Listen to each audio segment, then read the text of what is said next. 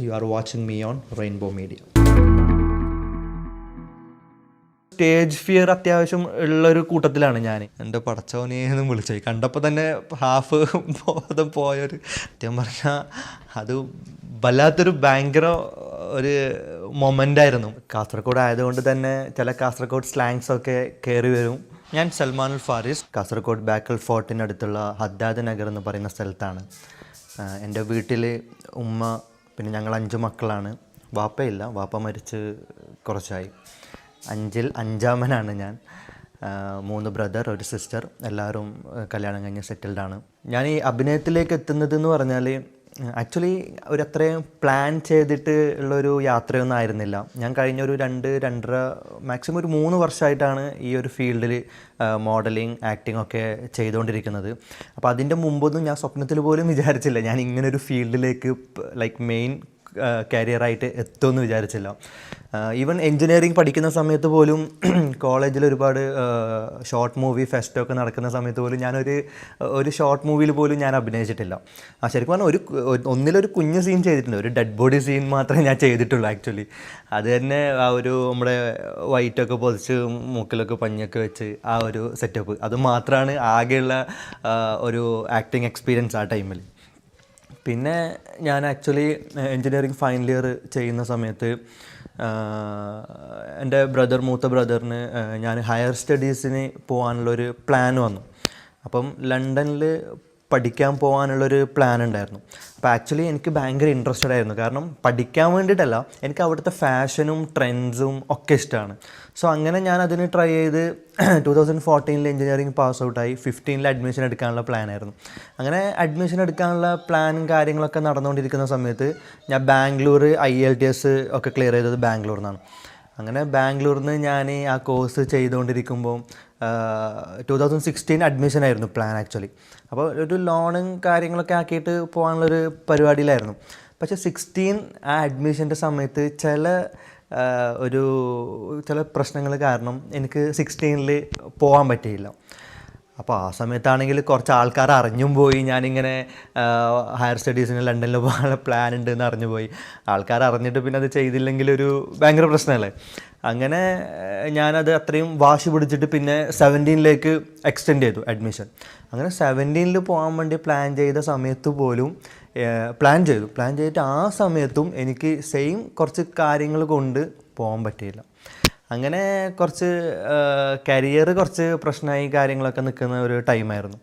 പിന്നെ ലാസ്റ്റ് ഞാൻ 2017 കഴിഞ്ഞിട്ട് ആ സമയത്ത് ഞാൻ ദുബായിൽ പോയിട്ട് അവിടെ ജോബ് ആവശ്യത്തിന് പോയതാണ്.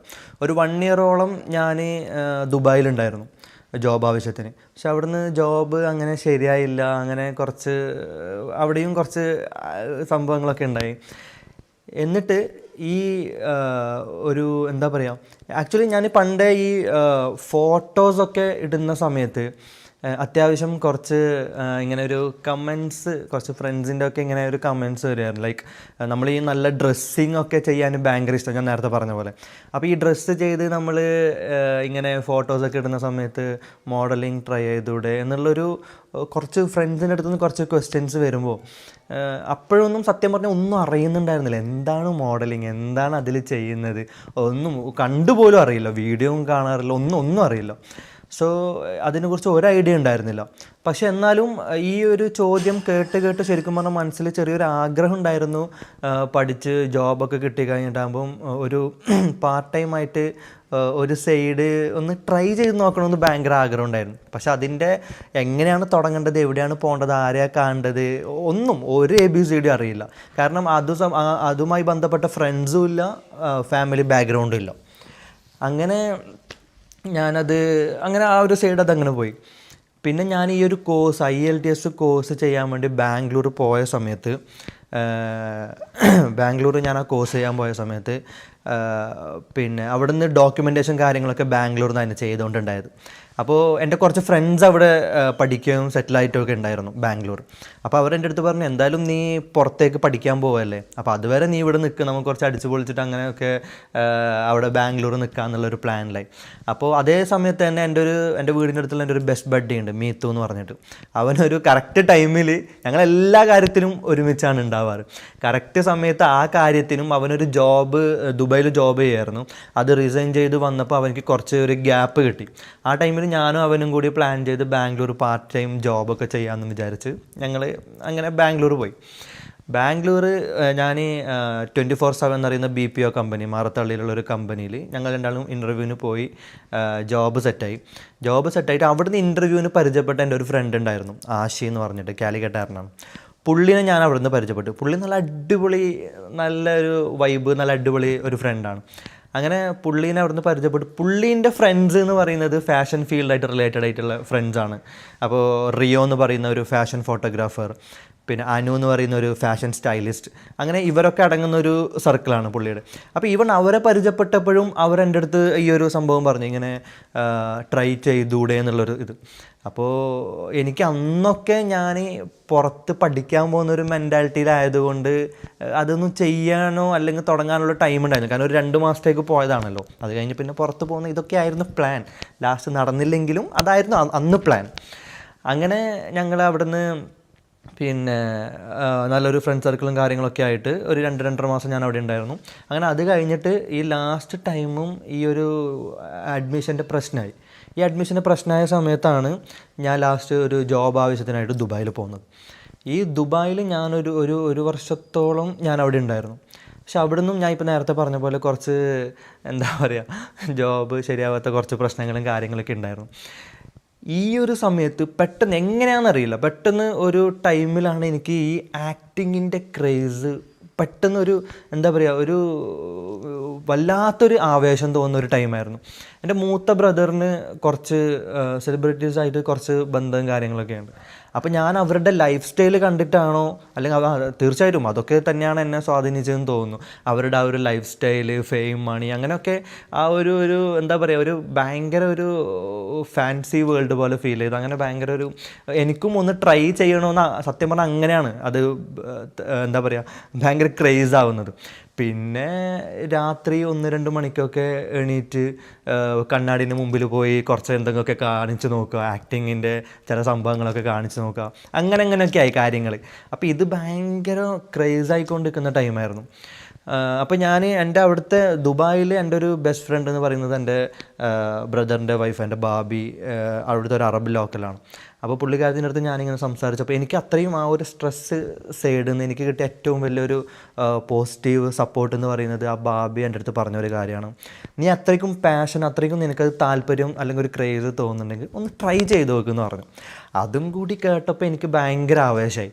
അങ്ങനെ ഞാനൊന്ന് നൈസായിട്ട് നാട്ടിൽ പോയിട്ട് വരുന്നതെന്നും പറഞ്ഞിട്ട് ഇങ്ങനെ സോപ്പിട്ട് ബ്രദറിനൊക്കെ സോപ്പിട്ട് സെറ്റ് ചെയ്ത് നാട്ടിൽ വരുന്നതെന്ന് പറഞ്ഞു. ഒന്ന് വന്നിട്ട് റിലാക്സ് ചെയ്ത് ഈ 1 വർഷമായിട്ട് ജോബ് സെറ്റായില്ലല്ലോ, അപ്പോൾ പോയിട്ടൊന്ന് സെറ്റായിട്ട് ഒന്ന് റിലാക്സ് ചെയ്ത് വരുന്നതെന്നും പറഞ്ഞിട്ട് പറഞ്ഞു. അങ്ങനെ നാട്ടിൽ വരാൻ നിൽക്കുന്ന സമയത്ത് ഞാനിങ്ങനെ പാക്ക് ചെയ്യുന്ന സമയത്ത് എൻ്റെ പാക്കിങ് കണ്ടപ്പോൾ തന്നെ ബാബിക്ക് സംഭവം മനസ്സിലായി, ഇവൻ ഇത് തിരിച്ചു വരാനുള്ള പോക്കല്ല ഈ പോകുന്നത് എന്ന്. കാരണം കംപ്ലീറ്റ് എൻ്റെ ഷെൽഫ് ഫുള്ള് കാലിയാക്കി, ഒരു സാധനവും ബാക്കി വെക്കാണ്ട് ഫുൾ പാക്ക് ചെയ്ത് ഞാൻ അങ്ങോട്ട് ഇറങ്ങുകയാണ്. അപ്പോഴേ ഇത് കണ്ടപ്പോൾ ബാബിൻ്റെ അടുത്ത് പറഞ്ഞു, ഇത് നീ തിരിച്ചു വരാൻ വേണ്ടിയിട്ടുള്ള പോക്കല്ലല്ലോ എന്ന് എൻ്റെ അടുത്ത് പറഞ്ഞു. അങ്ങനെ ഞാൻ അവിടുന്ന് വന്നു കഴിഞ്ഞിട്ട് ഞാൻ നേരെ പിന്നെ വീട്ടിൽ കുറച്ച് ദിവസം നിന്നിട്ട് നേരെ ഞാൻ ബാംഗ്ലൂരേക്ക് പോയി. ഈ നേരത്തെ പറഞ്ഞ ഫ്രണ്ട്സിനൊക്കെ ഒന്ന് മീറ്റ് ചെയ്യാനും ഇതൊക്കെ ഒന്ന് ഡിസ്കസ് ചെയ്യാൻ വേണ്ടിയിട്ട്. അപ്പോൾ റിയോവും അനുവും ഭയങ്കര സപ്പോർട്ടായിരുന്നു. ഞാൻ അവിടെ ചെന്ന സമയത്ത് റിയോ, അനുവും അവരുടെ ഒരു കെയർ ഓഫിലുള്ള ഒരു പ്രൊഫസറിൻ്റെ അവരുടെ ഒരു സ്റ്റുഡിയോ സെറ്റ് ചെയ്തിട്ട് എൻ്റെ ഫസ്റ്റ് പോർട്ട്ഫോളിയോ ഞാൻ ചെയ്യുന്നത് അവരുടെ കൂടെയാണ്. അനു കോസ്റ്റ്യൂമൊക്കെ സെറ്റ് ചെയ്ത് തന്നു, റിയോ ക്യാമറയും കാര്യങ്ങളൊക്കെ സെറ്റ് ചെയ്ത് നല്ല അടിപൊളി കുറച്ച് ക്ലിക്സൊക്കെ എടുത്തു തന്നു. അങ്ങനെ അതാണ് എൻ്റെ തുടക്കം. അങ്ങനെ മൂവിയും കൂടി ആക്ടിങ്ങും കൂടി ക്രേസ് ഉള്ളതുകൊണ്ടാണ് ഞാൻ ശരിക്കും കൊച്ചിയിലേക്ക് വന്നത്. അപ്പോൾ ഞാൻ അവിടെ തന്നെ എൻ്റെ അടുത്ത് ചെയ്യാമെന്നുള്ളൊരു പ്ലാൻ ഉണ്ടായിരുന്നു. ബാംഗ്ലൂരാണ് ഇതിന് ഏറ്റവും കൂടുതൽ സ്കോപ്പും ചാൻസസും ഒക്കെ. ഇതൊക്കെ ഞാൻ പഠിച്ചു വരുന്ന ടൈമാട്ടോ. ആ സമയത്ത് ഇവരുടെ നിന്നൊക്കെ കിട്ടുന്ന ഇൻഫർമേഷൻസും കാര്യങ്ങളേ ഉള്ളൂ. അല്ലാണ്ട് ഒരു എക്സ്പീരിയൻസ്ഡ് ആയിട്ടുള്ള ഒരാളോ ഇതിനെക്കുറിച്ച് പറഞ്ഞുതരാൻ വേറെ ആരോ അല്ലെങ്കിൽ ഞാൻ നോക്കി പഠിച്ചു അങ്ങനെയൊന്നുമില്ല. ഇതൊക്കെ ഞാൻ ഇവരുമായിട്ടാണ് ഡിസ്കസ് ചെയ്യണത്. അങ്ങനെ ഞാൻ ഈ ഒരു ആക്ടിങ് ക്രേസ് ഉള്ളത് കൊണ്ട് ഞാൻ കൊച്ചിയിലേക്ക് വരാനുള്ള പ്ലാൻ ചെയ്തു. അപ്പോൾ ഈ കൊച്ചിയിൽ എൻ്റെ ഒരു ലോങ് കസിൻ, ഒരു ഡിസ്റ്റൻറ്റ് കസിൻ ഉണ്ട്, റിയ എന്ന് പറഞ്ഞിട്ട്. പുള്ളിക്കാരത്തി ഓൾറെഡി ഈ ഫീൽഡിലുള്ളതാണ്, ഫാഷൻ ഫീൽഡിലുള്ളതാണ്. അത്യാവശ്യം ഷോവും അല്ലെങ്കിൽ ആൾക്കാരെല്ലാമായിട്ട് അറിയുന്ന ആൾക്കാരാണ്. അപ്പോൾ പുള്ളിക്കാരത്തി എൻ്റെ അടുത്ത് പറഞ്ഞു, നിനക്ക് അത്രയ്ക്കും ക്രേസ് ഉണ്ടെങ്കിൽ നീ കൊച്ചിയിലേക്ക് വരികയാണെങ്കിൽ ഞാൻ നിന്നെ ഹെൽപ്പ് ചെയ്യും, ഇവരൊക്കെ പരിചയപ്പെടുത്താമെന്ന് പറഞ്ഞു. അപ്പോൾ ഞാൻ പറഞ്ഞു ഓക്കെ, എനിക്ക് ക്രേസ് ഉണ്ടല്ലോ, അതിനാണല്ലോ അവിടെ നിന്ന് കുറ്റിയും പറിച്ച് നാട്ടിലേക്ക് വന്നത്. അങ്ങനെ ഞാൻ കൊച്ചിയിലേക്ക് വന്നു. പുള്ളിക്കാരത്തി എന്നെ ഹെൽപ്പ് ചെയ്യാമെന്നൊക്കെ പറഞ്ഞു. അങ്ങനെ ഞാൻ കൊച്ചിയിലേക്ക് വന്നപ്പം ഇവളുടെ ഫസ്റ്റ് ഒരു ഷോ ഉണ്ടായിരുന്നു, GFW എന്ന് പറഞ്ഞിട്ട്, ഗോൾഡ് സൂക്കിൽ വെച്ചാണ്, കൊച്ചി ഗോൾഡ് സൂക്കിൽ വെച്ചിട്ട്. അപ്പോൾ അന്ന് ആ ഷോ കാണാൻ എന്നെ ഇൻവൈറ്റ് ചെയ്തു. അപ്പോൾ എനിക്ക് അന്നത് വെറും ഒരു ഷോ കാണൽ മാത്രമായിരുന്നില്ല.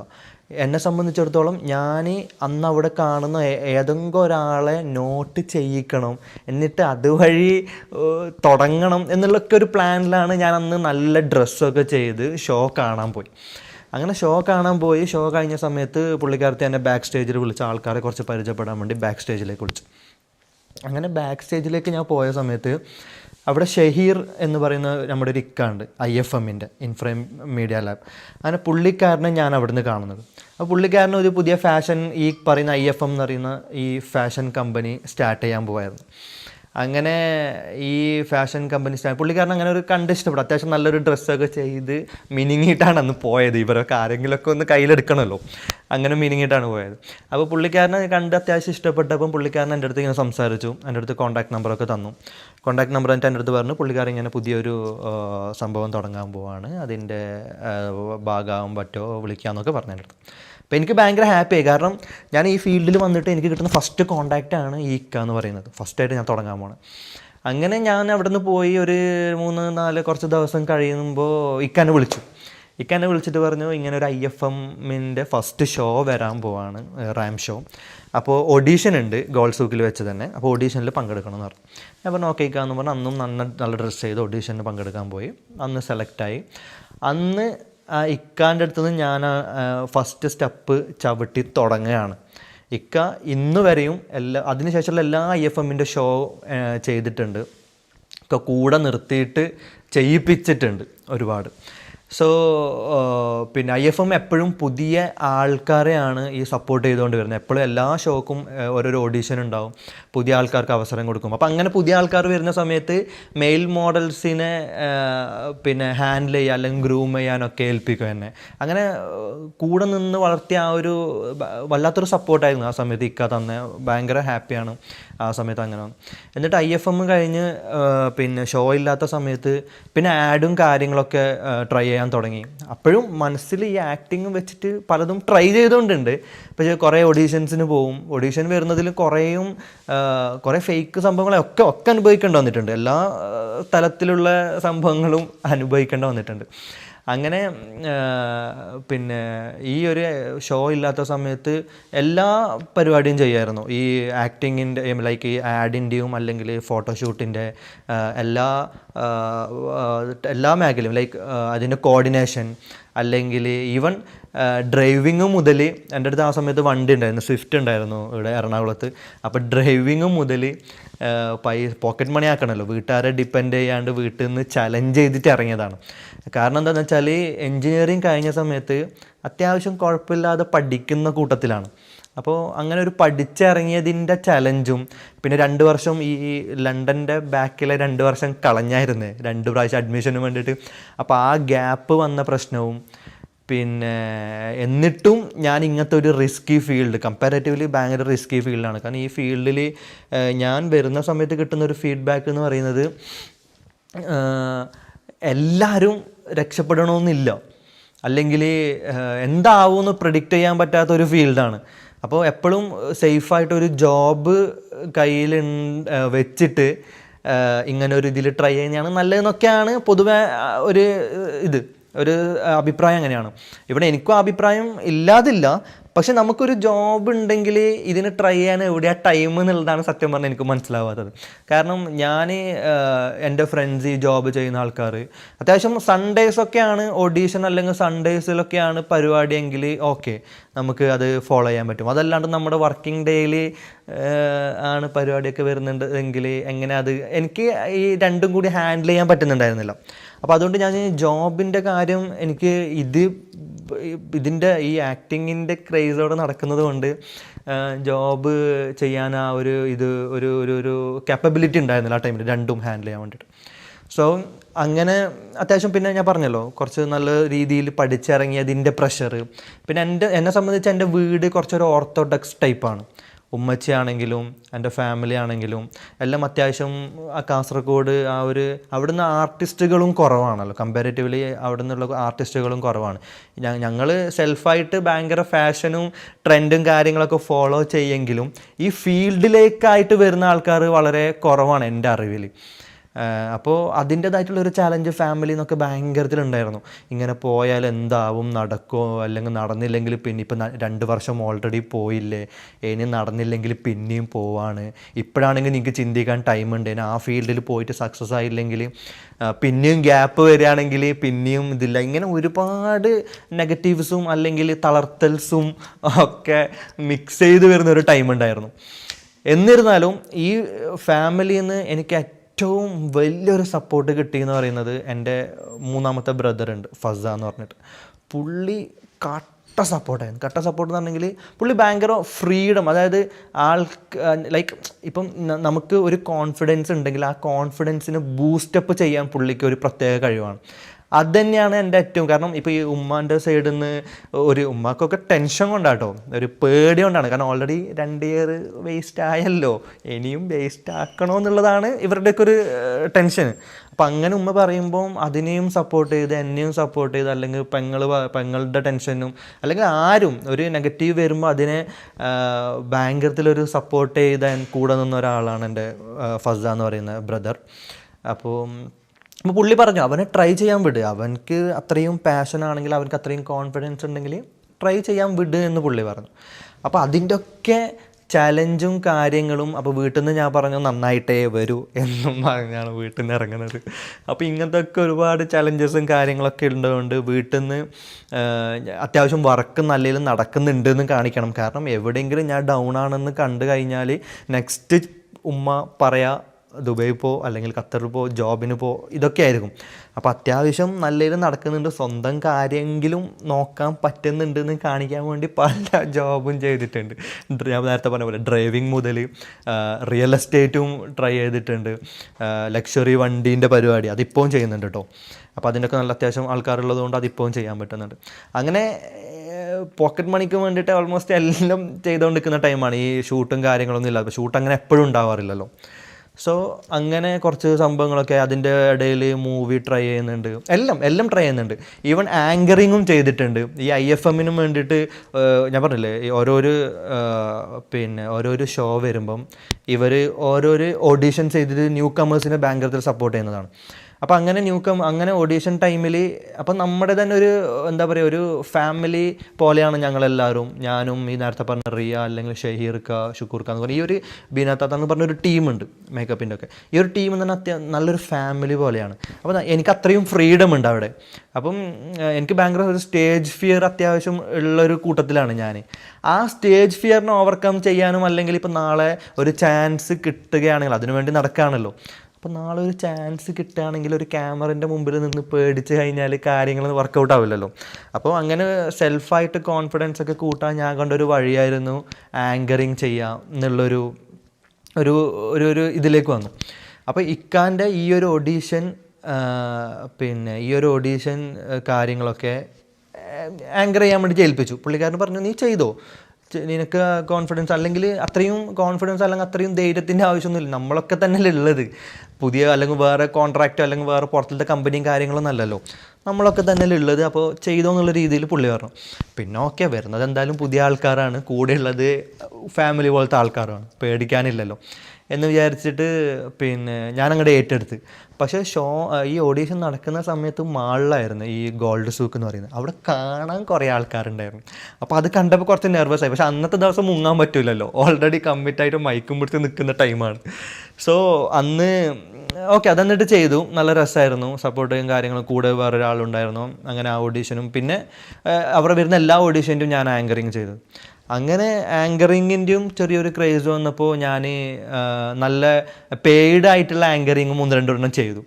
നല്ല രസമായിരുന്നു അതൊക്കെ പേയ്മെൻറ്റ് ഫ്രീ ടൈമിൽ നമുക്ക് എന്ത് വർക്കും ചെയ്യാമല്ലോ. അങ്ങനെ അതിൻ്റെ ഭാഗമായിട്ട് ആങ്കറിങ് ഒക്കെ ചെയ്തിട്ടുണ്ട്. അപ്പോൾ ഇതിൻ്റെ ഇടയിലൊക്കെ ഞാൻ മൂവീസിൻ്റെ കാര്യങ്ങൾ നന്നായി ട്രൈ ചെയ്യായിരുന്നു. അപ്പോൾ അങ്ങനെ നിൽക്കുന്ന സമയത്താണ് കൊച്ചിയിൽ എൻ്റെ വേറൊരു ഫ്രണ്ട് ഉണ്ടായിരുന്നു, സെലിബ്രിറ്റി സ്റ്റൈലിസ്റ്റാണ് പുള്ളിക്കാരി, ജോ എന്ന് പറഞ്ഞിട്ട്, ജോബിന. അപ്പോൾ പുള്ളിക്കാരത്തി ഞാൻ ബാംഗ്ലൂരിൽ നിന്നുള്ള ഫ്രണ്ട്ഷിപ്പാണ്. പുള്ളിക്കാരത്തി ഇവിടെ കൊച്ചിയിൽ സ്റ്റൈലിങ് ചെയ്യാണ്. ഓൾമോസ്റ്റ് നല്ല എല്ലാ സെലിബ്രിറ്റീസിനും പുള്ളിക്കാരത്തി സ്റ്റൈലിങ് ചെയ്തിട്ടുണ്ട്. അപ്പോൾ പുള്ളിക്കാരത്തി ത്രൂ എനിക്കൊരു ആഡ് ഓഫർ വന്നു, ഏഷ്യൻ പെയിൻറ്റ്സിൻ്റെ ആണ്. ഈ ഏഷ്യൻ പെയിൻറ്റ്സിൻ്റെ ആഡ് ഓഫർ വന്നപ്പം ഒരു അറബ് ലുക്കുള്ള ഒരു കോൺസെപ്റ്റായിരുന്നു അത്. നിങ്ങൾ കണ്ടിട്ടുണ്ടാവും, മറ്റേ ഗമീല വീട് എന്നൊക്കെ പറഞ്ഞിട്ട് ആ ഏഷ്യൻ പെയിൻറ്റ്സിൻ്റെ ആഡും കാര്യങ്ങളൊക്കെ. അപ്പോൾ അതിൽ മെയിൻ അറബായിട്ട് ഞാനാണ് ചെയ്തിട്ടുള്ളത്. അപ്പോൾ ആ ആഡ് വന്ന സമയത്ത് അറബ് ലുക്ക്, അപ്പോൾ ആ സമയത്ത് ഞാൻ നല്ല ഒരു അറബിക് കട്ടിങ് താടിയും അങ്ങനെയൊക്കെ ആയിട്ടാണ് ആ സമയത്ത് ഉണ്ടായത്. ഇപ്പോഴും അങ്ങനെയാണ് ഞാൻ വെച്ചുകൊണ്ടിരിക്കുന്നത്. അപ്പം ആ സമയത്ത് അങ്ങനെ ഒരു ആഡ് വന്നപ്പം പുള്ളിക്കാരത്തി എന്നെ സജസ്റ്റ് ചെയ്തു, ഞാനതിൽ സെലക്റ്റായി, അങ്ങനെ ആഡ് ചെയ്തു. ആ ആഡ് അതായിരുന്നു എൻ്റെ ഫസ്റ്റ് ഒരു നാഷണൽ ലെവലിലുള്ളൊരു ആഡായിരുന്നു. 2017 ക്രിസ്മസിനാണ് വീട്ടിൽ എന്തോ ക്രിസ്മസ് പരിപാടീസ് ഒക്കെ ഉണ്ടാവുമല്ലോ ആ ഒരു ക്രിസ്മസിനോടനുബന്ധിച്ച്. അപ്പോൾ അത് കണ്ടുകൊണ്ടിരിക്കുമ്പോഴാണ് ഫസ്റ്റായിട്ട് ഈ ഏഷ്യൻ പെയിൻറ്റ്സിൻ്റെ ആഡ് ടെലികാസ്റ്റ് ആവുന്നത്. സത്യം പറഞ്ഞാൽ അത് വല്ലാത്തൊരു ഭയങ്കര ഒരു മൊമെൻ്റായിരുന്നു. എന്താണെന്ന് വെച്ചാൽ ഫസ്റ്റ് ടൈം മിനി സ്ക്രീനിൽ കാണുന്നത് ഈ ഏഷ്യൻ പെയിൻറ്റ്സിൻ്റെ ആഡിലാണ്. അത് ഭയങ്കര ഒരു ഹാപ്പി മൊമെൻ്റ് ആയിരുന്നു. എസ്പെഷ്യലി ഞാൻ ഫാമിലീൻ്റെ കൂടെ നിൽക്കുന്ന ടൈമാണ്. നോർമലി ഇപ്പോഴത്തെ വർക്ക് എന്നൊക്കെ പറഞ്ഞാൽ ഞാൻ ഇവിടെയാണ്, അവർ അവിടെ നിന്ന് കണ്ട് വിളിച്ച് പറയാം, അങ്ങനത്തെയൊക്കെ ആയിരുന്നു. പക്ഷെ ആ സമയത്ത് ഞാൻ ലൈവായിട്ട് എല്ലാവരുടെയും മുഖത്ത് നിന്നുള്ള ആ ഒരു എക്സ്പ്രഷൻ വായിച്ചെടുത്തപ്പോൾ എനിക്ക് ഭയങ്കര ഹാപ്പി ആയിരുന്നു. കാരണം ഞാൻ രക്ഷപ്പെടുമോ നന്നാവോ എന്നൊക്കെ ഉള്ളൊരു ടെൻഷന്ന് അതോടുകൂടി നന്നായി എന്നല്ല, എന്നാലും എല്ലാവർക്കും സമാധാനം, ഒരു റിലാക്സ് ആയ ഒരു മൊമെൻ്റ് കണ്ടൊരു ടൈമായിരുന്നു അത്. അങ്ങനെ ഏഷ്യൻ പെയിൻറ്റ്സിൻ്റെ ആഡ് കഴിഞ്ഞിട്ട് പിന്നെ 1-2 ആഡ്സൊക്കെ ചെയ്തു. സ്റ്റിൽ അവിടെ ഒരു ഗ്യാപ്പ് ഉണ്ടായിരുന്നു, നല്ലൊരു വർക്ക് വരാനും കാര്യങ്ങളൊക്കെ നല്ല ഗ്യാപ്പ് ഉണ്ടായിരുന്നു. അതിനിടയിൽ മൂവീൻ്റെ ആൾക്കാരൊക്കെ കണ്ട് സംസാരിക്കും, ഒക്കെ എന്താ പറയുക, പ്രോസസ്സൊക്കെ നടക്കും. മീറ്റിംഗ് കഴിയും, സ്ക്രീനിങ് കഴിയും. ലാസ്റ്റ് മൂവീനോട് അടുത്തെത്തുമ്പോൾ ഞാനുണ്ടാവില്ല, ഇതെന്താണെന്നറിയില്ല, എല്ലാം കൂടി നടക്കും. ക്ലൈമാക്സിൽ ഞാനുണ്ടാവില്ല. അങ്ങനെ ഒരുപാട് മൂവീസ് സംസാരിച്ചിട്ട് ലാസ്റ്റ് ടൈം പോയ ഒരുപാട് പ്രൊജക്ട്സ് കാര്യങ്ങളൊക്കെ അങ്ങനത്തെ ഉണ്ട്. അതിൻ്റെ ഇടയിൽ പിന്നെ ഈ ജോൻ്റെ ഒരു ഫ്രണ്ട് എന്ന് പറയുന്ന കിച്ചു എന്ന് പറഞ്ഞിട്ട് ഒരാളുണ്ട്. പുള്ളിക്കാരൻ നമ്മുടെ സജി സുരേന്ദ്രൻ സാറിൻ്റെ ഒക്കെ അസിസ്റ്റൻ്റ് ആയിരുന്നു. അപ്പോൾ പുള്ളിക്കാരൻ ഇൻഡിപെൻഡൻ്റ് ആയിട്ട് ഒരു മൂവി ചെയ്യാനുള്ള തയ്യാറെടുപ്പിലായിരുന്നു. അപ്പോൾ അതിൻ്റെ ഭാഗമായിട്ട് ഒരു പ്രൊഫൈലിന് വേണ്ടി പുള്ളിക്കാരൻ ഒരു ഷോർട്ട് മൂവി പ്ലാൻ ചെയ്തു. അപ്പം ഇങ്ങനൊരു ഫ്രണ്ട്ഷിപ്പ് ബേസിൽ അതിലൊരു ക്യാരക്ടർ കിട്ടി. ഷഹീൻ ഇക്കായായിരുന്നു, നമ്മൾ ഷഹീൻ സിദ്ദീഖ് ഇക്കാൻ്റെ മകൻ ഷഹീൻ സിദ്ദീഖ് ആയിരുന്നു അതിൽ മെയിൻ ക്യാരക്ടർ ചെയ്തത്. അപ്പോൾ പുള്ളിക്കാരൻ്റെ അനുജനായിട്ട് ഒരു സീനാണെങ്കിലും വിത്ത് ഡയലോഗ്സിൽ എനിക്ക് ചെറിയൊരു പെർഫോമൻസ് എങ്കിലും ചെയ്യാൻ പറ്റിയ ഒരു സംഭവം ഫസ്റ്റ് വരുന്നത് ആ ഷോർട്ട് മൂവിയാണ്, ദി ബാക്ക് സ്റ്റേജർ എന്ന് പറയുന്നത്. അപ്പോൾ ആ ഷോർട്ട് മൂവിയിൽ എനിക്ക് നമ്മുടെ വൈറ്റ്ല ഹബ്ബിൽ വെച്ചായിരുന്നു ഷൂട്ട്. അപ്പോൾ ആ ഹബ്ബിൽ ചെറിയൊരു ഡയലോഗ് പറയാൻ പറ്റിയ ഒരു സീൻ ഞാൻ ഫസ്റ്റ് ചെയ്യുന്നത് ആ ഷോർട്ട് മൂവിയിലാണ്. അങ്ങനെ ആ ഷോർട്ട് മൂവി ചെയ്തു. അപ്പോൾ ആ ഷോർട്ട് മൂവിന് നല്ല ടീമൊക്കെ ആയിരുന്നു, മ്യൂസിക്കൊക്കെ ചെയ്തത് ബിജുബാൽ സാറൊക്കെ ആയിരുന്നു. നല്ല പിന്നെ അടിപൊളി ഒരു സ്റ്റോറിയൊക്കെ ആയിട്ട് പോകുന്നതാണ്. അപ്പോൾ ഈ ഷോർട്ട് മൂവിയുടെ സ്ക്രീനിങ് ഉണ്ടായിരുന്നു ഒരു മറ്റേ പാലാരിവട്ടത്ത് WIFT എന്ന് പറയുന്ന ഒരു ഇൻസ്റ്റിറ്റ്യൂട്ടിൽ. ഇതിൻ്റെ ഒരു മിനി തിയേറ്റർ സെറ്റപ്പ് ഉണ്ട് അവിടെ, പ്രിവ്യൂസൊക്കെ കാണിക്കാൻ പറ്റിയ. അതിൽ ഈ ഷോർട്ട് മൂവിയുടെ സ്ക്രീനിങ്ങിൻ്റെ ദിവസമാണ് ഞാൻ ആദ്യമായിട്ട് ഒരു ബിഗ് സ്ക്രീൻ എന്ന് പറയുമ്പോൾ മെയിൻ തിയേറ്റർ അല്ലെങ്കിൽ പോലും പ്രിവ്യൂ ബേസിൽ ഒരു ബിഗ് സ്ക്രീനിൽ എന്നെ തന്നെ കാണിക്കുന്നത് ഫസ്റ്റ് ടൈം അതായിരുന്നു. അപ്പോൾ അത് ഞാൻ ഭയങ്കര ഒരു അച്ചീവ്മെൻ്റ് ആയിട്ട് തോന്നി. എനിക്ക് എന്താ വെച്ചാൽ ഒന്നുമില്ലാത്തടത്ത് നിന്ന് മിനി സ്ക്രീനും കഴിഞ്ഞു, ബിഗ് സ്ക്രീനിൻ്റെയും ബിഗ് സ്ക്രീനിൻ്റെയും ഇടയിലൊരു മീഡിയം സ്ക്രീനിൽ കാണാൻ പറ്റി. ഭയങ്കര ഹാപ്പി മൊമെൻ്റ് ആയിരുന്നു അതും. അപ്പോൾ അങ്ങനെ ട്രാവൽ ചെയ്തു. ഐ മീൻ ലൈക്ക് അതങ്ങനെ ആ ഒരു കഥ. എന്നിട്ട് ഈ ഒരു ഷോർട്ട് മൂവിയിൽ ഒരു മെയിൻ റോള് ചെയ്ത ഒരു പുള്ളിക്കാരനുണ്ടായിരുന്നു, ഷെഫീർ ഖാൻ എന്ന് പറഞ്ഞിട്ട്. പുള്ളിക്കാരൻ ഡയറക്ടറാണ്. അപ്പം ഈ ഒരു ഷോർട്ട് മൂവിയിൽ, ബാക്ക് സ്റ്റേജ് എന്ന് പറയുന്ന ഷോർട്ട് മൂവിയിൽ പുള്ളിക്കാരൻ മെയിൻ ഒരു റോള് ചെയ്തിട്ടുണ്ട്. അപ്പോൾ അവിടെ നിന്നുണ്ടായ ഒരു ബന്ധത്തിൽ പുള്ളിക്കാരനും ഭയങ്കര സപ്പോർട്ടീവായിരുന്നു. ഷെഫീർ ഖാൻ ഭയങ്കര സപ്പോർട്ടാണ്. അപ്പോൾ പുള്ളിക്കാരൻ ത്രൂ എനിക്ക് CCL ഒരു അവസരം കിട്ടി കളിക്കാൻ വേണ്ടി. ഞങ്ങൾക്ക് ക്രിക്കറ്റ് ഭയങ്കര ഇഷ്ടമാണ് കളിക്കാൻ വേണ്ടിയിട്ട്. അങ്ങനെ CCL ഒരു അവസരം കിട്ടി. CCL എന്ന് പറയുമ്പോൾ നമ്മുടെ മെയിൻ ആക്ടേഴ്സ് കളിക്കുന്ന ആ ടീമല്ലാണ്ട്, നമ്മുടെ ലാലേട്ടനൊക്കെ ക്യാപ്റ്റനായിട്ടുള്ള ആ ടീമല്ലാണ്ട് പിന്നെ like producers, directors, cameraman, singers, choreographer, ഇങ്ങനെയൊക്കെ പറഞ്ഞിട്ട് എല്ലാവർക്കും ഓരോരോ ടീമുണ്ട്. അതൊക്കെ അണ്ടർ CCL കാറ്റഗറിയിൽ വരുന്നതാണ്. അപ്പോൾ അതിലേക്ക് എനിക്കൊരു അവസരം കിട്ടി CCL കളിക്കാൻ വേണ്ടിയിട്ട്. എനിക്ക് ക്രിക്കറ്റ് പണ്ടേ ഭയങ്കര ഇഷ്ടമാണ്. അപ്പോൾ അതിലേക്ക് കളിക്കാനൊരു അവസരം ഒരുക്കി തന്നത് ഈ ഇക്കയാണ്, ഷെഫീർ ഖാൻ എന്ന് പറഞ്ഞിട്ട്. അപ്പോൾ ഈ ഇക്ക ആ CCLലേക്ക് ഒരു അവസരം ഒരുക്കി തന്നു. അതേപോലെ സുജിത് സാറിൻ്റെ ഒരു മൂവിയിലേക്ക് ഒരു കുഞ്ഞു സീനും എനിക്ക് റെഡിയാക്കി തന്നു. ഓട്ടർഷ എന്ന് പറയുന്ന കണ്ണൂർ ബേസ്ഡ് ആയിട്ടുള്ള ഒരു മൂവി ഉണ്ടായിരുന്നു. ആ ഓട്ടർഷ എന്ന് പറയുന്ന മൂവിയിൽ ഒരു കുഞ്ഞു സീനാണ്, ഒരു പോലീസ് സ്റ്റേഷൻ സീനാണ് സംഭവം. ഒരു ഫ്രീക്കനായിട്ട് പോലീസ് സ്റ്റേഷൻ ഓവർ സ്പീഡിന് ബൈക്ക് ഓടിച്ചതിന് അറസ്റ്റ് ചെയ്ത് അമ്മയും അച്ഛനൊക്കെ വന്നിട്ട് കാലും കൈയും പിടിച്ച് പോലീസിൻ്റെ ഒന്ന് പിടിച്ച് സ്റ്റേഷനിൽ നിന്ന് ഇറക്കി കൊണ്ടുവന്ന ഒരു സീൻ, ഒരു കുഞ്ഞു സീൻ. ടിനി ടോം ചേട്ടൻ്റെ കൂടെ ആയിരുന്നു അന്ന് ചെയ്തത്. അപ്പോൾ അതിൽ ഡയലോഗ്സും കാര്യങ്ങളൊന്നും ഇല്ലെങ്കിലും ഒരു സ്ക്രീൻ പ്രസൻസ്, അതും അതായത് ഇതൊക്കെ സപ്പോർട്ട് കിട്ടിയ ഒരു പോസിറ്റീവ് സൈഡാണ് പറയുന്നത്. ലൈക്ക് കുറേ നെഗറ്റീവ്സ് വരുന്നിടത്തു നിന്ന് നമുക്ക് കിട്ടുന്ന ഓരോരോ ആശ്വാസമാണ് ഇതുപോലെ സപ്പോർട്ട് ചെയ്യാനുള്ള ചില ആൾക്കാരൊക്കെ. അങ്ങനെ അതും കഴിഞ്ഞ് കുറേ ഗ്യാപ്പും കാര്യങ്ങളൊക്കെ കഴിഞ്ഞിട്ട് പിന്നെ കുഞ്ഞിരാമൻ്റെ കുപ്പായം എന്ന് പറയുന്ന ഒരു മൂവിയും കൂടി ഞാൻ ചെയ്തായിരുന്നു. അതൊരു ആർട്ട് ടൈപ്പ്, ഒരു കുറച്ച് സ്ലോ ടൈപ്പ് മൂവിയാണ്. അപ്പോൾ എന്നിട്ട് ഞാൻ ഫിലിമിൻ്റെ ബാക്കിൽ ഇങ്ങനെ ഓടിക്കൊണ്ടിരിക്കുന്ന ടൈമിൽ ഈ ഏഷ്യാനെറ്റ് സീരിയലിൻ്റെ ഒരു ഓഫർ വന്നു. രണ്ടാമതും ഈ ഒരു ഓഫർ വന്നു. ഈ ഒരു ഓഫർ രണ്ടാമത് വന്ന സമയത്ത് ആരാന്ന് എനിക്ക് സത്യം പറഞ്ഞാൽ കറക്റ്റ് ഓർമ്മയില്ല. എൻ്റെ ഫോട്ടോസ് അയച്ചിട്ട് എന്നെ സ്ക്രീനിങ്ങിന് വിളിച്ചിട്ട് ഫസ്റ്റ് ടൈം ഞാൻ വന്ന സമയത്ത് എൻ്റെ അപ്പിയറൻസ് ഒക്കെ വേറെ ടൈപ്പായിരുന്നു. ഹെയറും ഇതൊക്കെ ആയിട്ട് വേറൊരു അപ്പിയറൻസിലായിരുന്നു ഞാൻ ഉണ്ടായിരുന്നത്. അങ്ങനെ അന്ന് എന്തൊക്കെയോ കാരണങ്ങൾ കൊണ്ട് റിജക്റ്റായിട്ട് ഞാൻ പിന്നെ തിരിച്ചു പോയി. പിന്നെ ഇതുപോലെ ബാക്കി പരിപാടികളും കാര്യങ്ങളൊക്കെ ആയിട്ട് പോവായിരുന്നു. അപ്പോൾ ഈ ഒരു സീരിയലിൽ പിന്നെ വേറെ ആരെയൊക്കെയോ കാസ്റ്റ് ചെയ്തു. എന്തൊക്കെയോ ഒരു സംഭവം കൊണ്ട് അങ്ങോട്ടും ഇങ്ങോട്ടൊക്കെ ആയിട്ടുണ്ടായിരുന്നു ഇപ്പോൾ ഞാൻ ഈ ചെയ്യുന്ന സീരിയലിൽ. അങ്ങനെ പിന്നെയും ഈ ഒരു ഓഫർ വന്നു. പിന്നെയും നമ്മുടെ തേടി വന്നത് എന്നെ വിളിച്ചിട്ട് ദാവീദേട്ടൻ എന്ന് പറഞ്ഞിട്ട് ഇതിൻ്റെ പ്രൊഡ്യൂസർ എന്നെ വിളിച്ചു. പുള്ളി വിളിച്ചിട്ട് എൻ്റെ അടുത്ത് പറഞ്ഞു, ഇങ്ങനെ ഒരു സംഭവമുണ്ട്, വരാൻ പറ്റുമോ എന്ന് ചോദിച്ചു. അപ്പം പിന്നെന്താ, തീർച്ചയായിട്ടും വരാമെന്നും പറഞ്ഞു. അപ്പോൾ ഈ ജൂണിലാണ് സംഭവം. നമ്മുടെ ഈ ലോക്ക്ഡൗണും പ്രശ്നങ്ങളും കാര്യങ്ങളൊക്കെ കഴിഞ്ഞിട്ട് നിൽക്കുന്ന ടൈമിൽ, അത് കഴിഞ്ഞ് ഞാൻ തിരിച്ച് കൊച്ചിയിലേക്ക്, വീട്ടിലായിരുന്നു ലോക്ക്ഡൗൺ സമയത്ത്, കാസർഗോഡ് വീട്ടിലായിരുന്നു. അത് കഴിഞ്ഞ് തിരിച്ച് കൊച്ചിയിലെത്തിയ ടൈമിലാണ് എനിക്ക് ഈ കോൾ വരുന്നത്. അപ്പം ഞാൻ ഓക്കെ എന്ന് പറഞ്ഞപ്പോൾ പെട്ടെന്ന് എത്താൻ വെച്ചാൽ ആ സമയത്ത് ട്രെയിനും ബസ്സൊന്നും ഇല്ലായിരുന്നു. എൻ്റെ അടുത്ത് വണ്ടിയുമില്ല വരാൻ വേണ്ടി. ഞാനങ്ങനെ ആകെ ഭയങ്കരത്തിൽ സ്ട്രഗിൾ ചെയ്ത് നിൽക്കുന്ന ഒരു ടൈമായിരുന്നു. അപ്പോൾ എങ്ങനെ ഇവിടെ എത്തും, ഒരു ഐഡിയ ഇല്ല എങ്ങനെ വരും എന്നുള്ളത്. അപ്പോൾ ഉണ്ടായ വണ്ടി എന്ന് പറഞ്ഞാൽ ഉമ്മച്ചീൻ്റെ ഒരു ഹെൽത്ത് ഇഷ്യൂ കുറച്ച് നടക്കുന്നതുകൊണ്ട് മെഡിക്കൽ ഹോസ്പിറ്റലും കാര്യങ്ങളൊക്കെ ആയിട്ട് ബ്രദറിൻ്റെ അടുത്തായിരുന്നു വണ്ടി ഉണ്ടായിരുന്നത്. അപ്പോൾ അതെടുത്ത് വരാനും പറ്റില്ല, കാരണം ഉമ്മച്ചീൻ്റെ ഹെൽത്ത് കുറച്ച് പ്രശ്നമായിട്ട് നിൽക്കുന്ന ടൈമായിരുന്നു. അപ്പോൾ എങ്ങനെ എത്തും, ഒരു ഐഡിയ ഇല്ല. അങ്ങനെ പറഞ്ഞ ടൈമിന് എത്താൻ പറ്റാത്തത് കൊണ്ട് അവർ പിന്നെ വിളിച്ചില്ല എന്നെ ശരിക്കും. അപ്പോൾ ഇത് കയ്യിൽ നിന്ന് പോയി എന്ന് വിചാരിച്ചു. എന്നിട്ട് പിറ്റേന്നും വിളിച്ചിട്ട് അന്ന് എത്താൻ പറ്റുമോ എന്ന് ചോദിച്ചു. അന്ന് അങ്ങനെ ചോദിച്ച സമയത്ത് ഞാൻ എങ്ങനെയൊക്കെയോ ഫ്രണ്ട്സായിട്ട് കണക്റ്റഡ് ആയിട്ട് ഒരു വണ്ടി ഒപ്പിച്ചു. ഞാൻ ഫോർട്ട് കൊച്ചിയിലുള്ള എൻ്റെ ഒരു ഫ്രണ്ടിൻ്റെ വണ്ടി ഒപ്പിച്ചിട്ട് പിറ്റേന്ന് രാവിലെ ഞാൻ പോവാൻ റെഡിയായി ഇറങ്ങിയിട്ട് ഞാൻ കൊച്ചിയിൽ നിന്ന്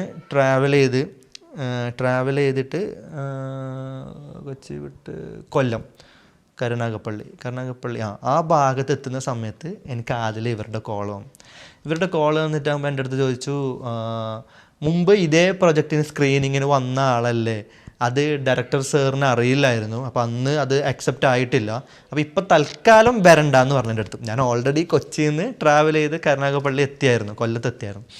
അപ്പോൾ അന്ന് എൻ്റെ അടുത്ത് അങ്ങനെ വരണ്ടെന്ന് പറഞ്ഞു. ഞാൻ ഒന്നും ചെയ്യാൻ പറ്റില്ലല്ലോ, വരണ്ടെന്ന് പറഞ്ഞാൽ പിന്നെ എന്ത് പണ്ടില്ല. ഞാനങ്ങനെ എന്തൊക്കെയോ ആയിരുന്നു അന്നത്തെ ഒരു മൂഡ് എന്ന് പറയുന്നത്.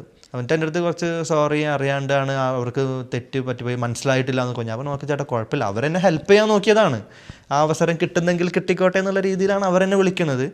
പക്ഷെ കിട്ടാത്തതിനിപ്പോൾ ആരും ഒന്നും പറയാൻ പറ്റില്ലല്ലോ. അങ്ങനെ ഞാൻ തിരിച്ച് കൊച്ചിയിലേക്ക് പോയി.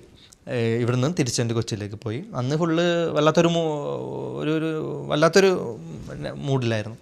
അങ്ങനെ തിരിച്ച് ഞാൻ അവിടെ പോയിട്ട് പിറ്റേന്നല്ല, അതിൻ്റെ നെക്സ്റ്റ് ഡേ 2 days കഴിഞ്ഞിട്ട് എനിക്ക് പിന്നെയും കോൾ വന്നു. ഇവർ ഒരുപാട് സംസാരിച്ചു, സൽമാൻ ഇങ്ങനെ പിന്നെ കൊച്ചിയിൽ നിന്ന് ഇവിടം വരെ എത്തിയിട്ടാണ് തിരിച്ചു പോയത്.